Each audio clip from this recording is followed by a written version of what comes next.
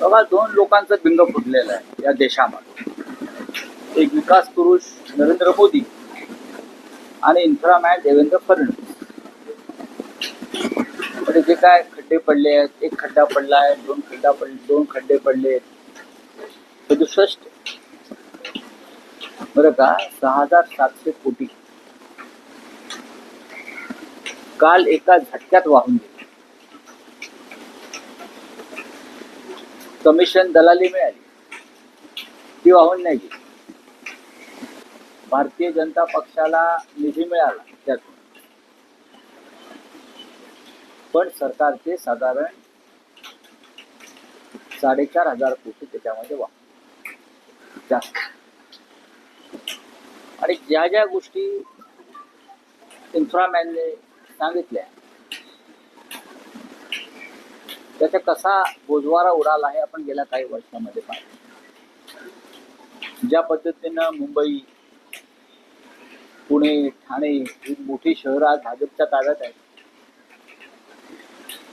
पावसामध्ये यांची जी वाताहत झाली, सगळं इन्फ्रास्ट्रक्चर वाहून गेलं, कोसळून गेलं. किती तकलादू पद्धतीनं ठेकेदारांनी कामं केली आणि ठेकेदारांकडून फक्त पैसे दलाली घेतली, कमिशन घेतलं यांच्या लोकांनी. हे गेल्या 4 दिवसातल्या पावसाने उघड केलेलं आहे.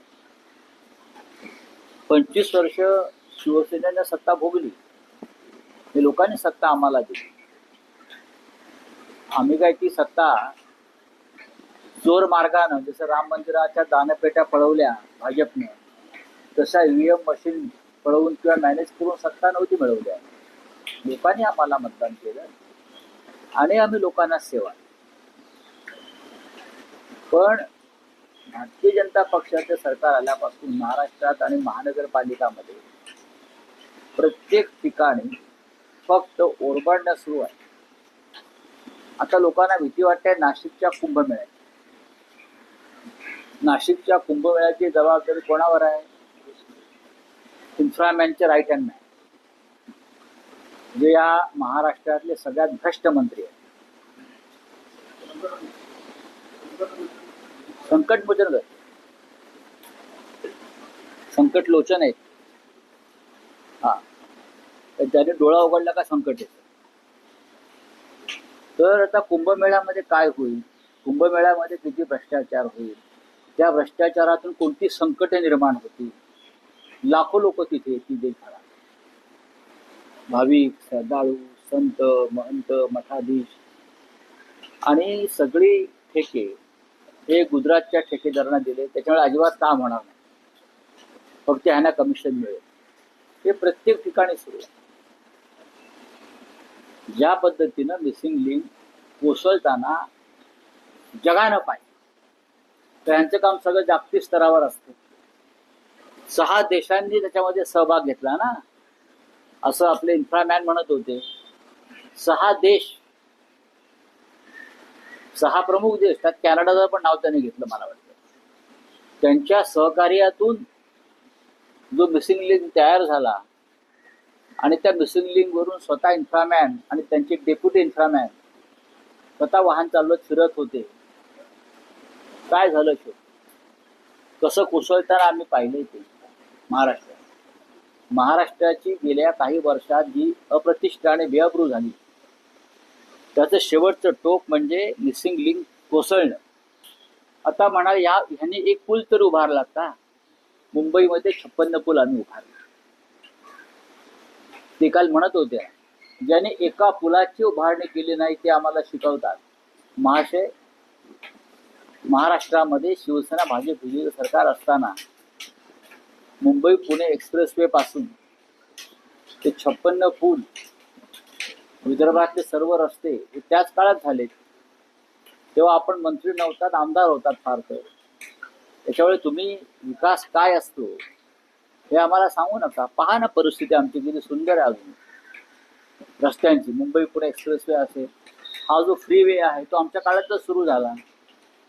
ज्या अटल सेतूला तुम्ही अटलजींचं नाव दिलं, तोही काँग्रेस राजवटीतच त्याचं काम सुरू झालेलं आहे. आणि तुम्ही जी कामं केली आहेत ती ताबडतोब महिनाभरातच कोसळली. सर्वच. तुम्ही कोणतंही त्यांनी केलेलं काम पहा, नाव सांगा, मी तुम्हाला आता देतो. मेट्रो गळते, लोकल ट्रेन्स गळत आहेत, काही म्हणजे काही नाही. त्याने घेतलेल्या बीएसटीच्या बसेस गळत आहेत. कारण प्रत्येक ठिकाणी पैसे खायचे, प्रत्येक ठिकाणी आधी कमिशन घ्यायचं. आणि ह्यांचेच लोक सांगतायत कमिशन खायला पाहिजे, थोडं कमी खा. कोणते? अंबरनाथचं एक मी पाहिलं मधल्या काळामध्ये, भाजपचा नगराध्यक्ष. म्हणजे पैसे खाण्याचं निर्लज्जपणे समर्थन करणारा हा पक्ष आहे. ज्यांनी राम मंदिराचे पैसे खाल्ले,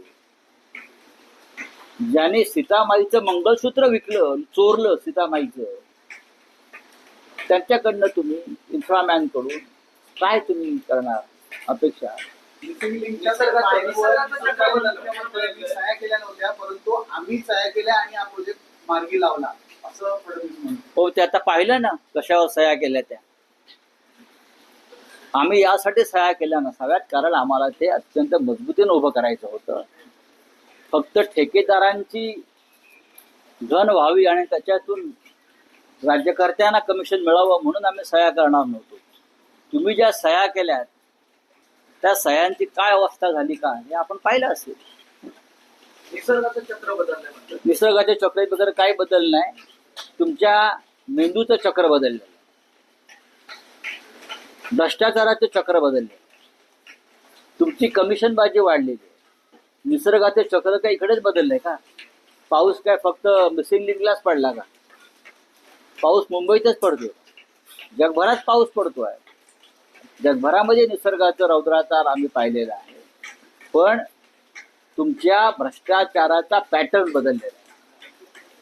पूर्वी कदाचित लोक 10% खात असतील, आता 10% काम होतं, 90% खाता येईल. कोविड नंतर तुम्ही आता कुंभमेळ्या संदर्भात चिंता व्यक्त केली, मात्र कोविड मध्ये पहिल्यांदा वारीला अडथळा आला आणि तो यावर्षी पहिल्यांदा पुन्हा आपण पाहतोय माऊलींच्या आणि या सगळ्या वारीला आता अडथळा येतोय. अनेक वारकऱ्यांना इंजेक्शन करावं लागतंय, बाटे भरलेले, वारा थांबवावं लागतात. कसं पाहताय? नाही, ह्याच्यावरती आता सरकारलाच पूर्णपणे त्याची योजना तयार करावी लागेल. वारीमध्ये कोणते अडथळे येऊ नये. कोविड काळात सुद्धा वारी गेली होती, लक्षात घ्या. काही नियम केले होते कठोर, पण पंढरपूरला वारी पोहोचली होती. या सरकारला फक्त हिंदुत्वाच्या नावानं मतं मागणं एवढंच जमत आहे, किंवा अशा संपूर्ण उत्सवांचं राजकारण करणं. आणि वारीचे सुद्धा निर्माते आम्हीच आहोत, विठोबा सुद्धा आम्हीच घडवला असंही सांगतील. मला आता भीती वाटते, यांच्या ताब्यात जर विठोबा गेला तर विठोबाची दानपीठाचं रक्षण शिवसैनिकांना करावं लागेल. महाराष्ट्रातल्या सर्व मंदिरांची आम्हाला काळजी वाटते आता. असू द्या, हिंदी में क्या है? राम मंदिर में इस्तीफा लिया गया है, अभी आप किस तरह देखते हैं? देखिए, राम मंदिर में इस्तीफा लिया है, राम मंदिर के भ्रष्टाचार में, तो उसमें आश्चर्य की बात क्या है? सबसे पहले जो लूट हुई है राम मंदिर की, उसका हिसाब कौन देगा? 50 रुपया की अगर कोई गरीब चोरी करता है तो उसको अरेस्ट किया जाता है, मालूम है? 10 लाख का कोई गैर व्यवहार हो गया तो वहां ईडी घुस जाती है। यहाँ भारतीय जनता पार्टी के लोगों ने और भारतीय जनता पार्टी के बनाए हुए राम मंदिर ट्रस्ट ने 550 करोड़ का घपला किया है। कैश में दान पत्र ही दान पेटी चोरी हो गई, 1 साल से चल रहा है। बाद में राम के अलंकार चोरी हो गए, सीता माई के अलंकार आभूषण चोरी हो गए, चांदी की ईंटें चोरी हो गई, सोने की चढ़ावा चोरी हो गया। लगभग 2000 करोड़ का ये घोटाला राम मंदिर के ट्रस्ट में हुआ है। तो इस्तीफे से क्या होगा? पूरे राम मंदिर ट्रस्ट के ऊपर एफआईआर लॉन्च होना चाहिए और राम मंदिर ट्रस्ट को कटघरे में खड़ा करना चाहिए। ये लोगों के साथ विश्वासघात है। तो चोरी किया है तो लेकिन ऐसा नहीं माना, चोरी किया हुआ है, ऐसा भी सामने नहीं आया। सरकार कभी मानेगी क्या? सरकार क्यों मानेगी? लेकिन चोरी तो हुई है ना, फिर इस्तीफा क्यों लिया? और इस्तीफा मंजूर क्यों किया? 2 लोगों का इस्तीफा, अनिल मिश्रा और चंपत राय का इस्तीफा मंजूर किया है। एक्सेप्ट किया है। उसका मतलब क्या है? चोरी हुई है, चोर को राम मंदिर के ट्रस्ट के सीनियर लोगों ने पकड़ा है। अगर पकड़ा है तो पुलिस में जाकर उनके खिलाफ कार्रवाई होनी चाहिए, लेकिन आपको डर है कि जनता आपको सड़क पर चलने नहीं देगी। चले देखिए, मिसिंग लिंक जिस तरह से टूट गया है, 6,700 करोड़ पानी में बह गए। कल अपने आप को इंफ्रामैन कहने वाले देवेंद्र फडणवीस ने महाराष्ट्र को कैसे डुबाया है, उसका ये उदाहरण है। मुझे लगता है सबसे बड़ा भ्रष्टाचार इस देश का है missing link. Chief minister, deputy chief minister जो बीमार चल रहा है आजकल, तो ये दोनों ने जिम्मेदारी लेनी चाहिए कि इस मिसिंग लिंक के जो काम हो गया है, जो ठेकेदारी हो गई किसको दी, उससे उनको पैसा मिला है, कमीशन, दलाली सब कुछ मिला है, पार्टी को फंड मिला है ऑफिशियल। मैं आपको एविडेंस दे सकता हूँ। तो ये जिम्मेदारी लेनी चाहिए। और विधानसभा में असेंबली चल रही है, उसमें बताना चाहिए ये क्यों हो गया। बारिश बढ़ गई, बारिश का जोर बढ़ गया इसलिए टूटा। 100 साल से हमारे यहाँ ब्रिजेस, पुल है, डैम्स है। आपको मालूम होगा ना, नेहरू के जमाने से, ब्रिटिशों के जमाने से यहाँ तालाब बने हैं, डैम बने हैं, ब्रिजेस बने हैं, वो नहीं टूटे। और ये मिसिंग लिंक 6 महीने में टूट जाता है। उसका मतलब है उसमें सीमेंट और मिट्टी नहीं है, उसमें सिर्फ भ्रष्टाचार है, बस, और कुछ नहीं है। मराठी भाषेत अगदी जुनी पूल, जुन्या इमारती अरे जा ना, जायकवाडीला जाऊन बघा, भाकरा नांगलला जाऊन बघा, देशभरामध्ये ब्रिटिश काळापासून उभ्या राहिलेल्या इमारती बघा, ब्रिजेस बघा, पूल बघा, प्रकल्प बघा, अनेक तलाव बघा बांधलेले, त्याला कुठे तडा गेला नाही। आम्ही बांधलेला मुंबई पुणे एक्सप्रेसवे रस्ता बघा, खरोखर जाऊन बघा। बाळासाहेबांचं स्वप्न होतं ते, त्यांनी ते करून घेतलं, मुंबई पुणे एक्सप्रेसवे। ते जाऊन पहा, त्याच्यामध्ये सुद्धा असंख्य बोगदे आहेत, टनेल्स आहेत, मोठे मोठे टनेल्स आहेत त्याच्यामध्ये, आहेत ना टनेल्स।